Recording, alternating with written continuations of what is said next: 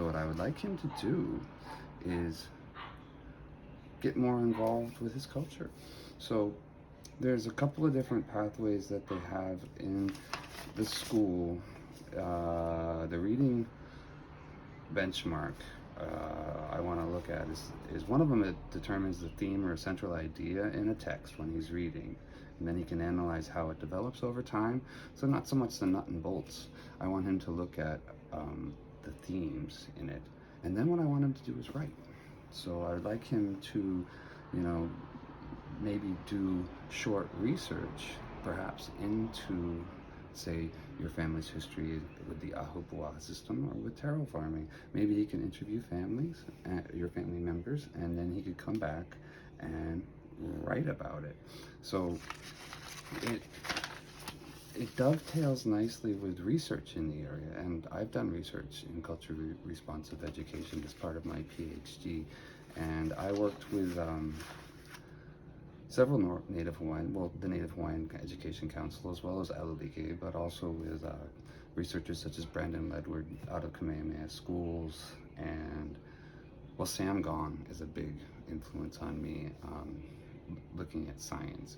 And his research shows that the Western-based ways of educating people that are cold and at a distance can learn a lot from the way that the Hawaiians do things, which is more emotion-based and more intuitive.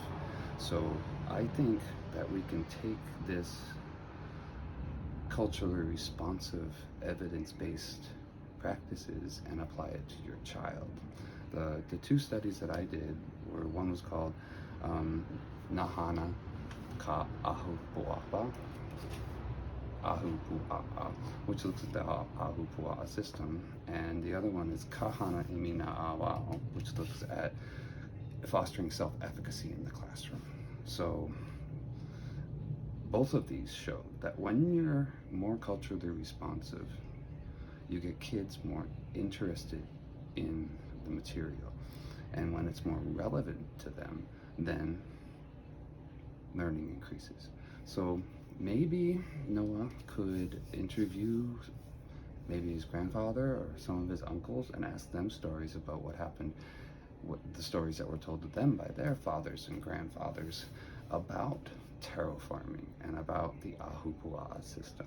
And then he can, and we'll also give him reading material about that, and he can read while he goes out into your family and conducts interviews. And then I want him to write about it. And I think once we start combining what is meaningful to him with what he needs to do in school, these two things we can bridge this gap that may exist between culture and education in the Hawaii public schools.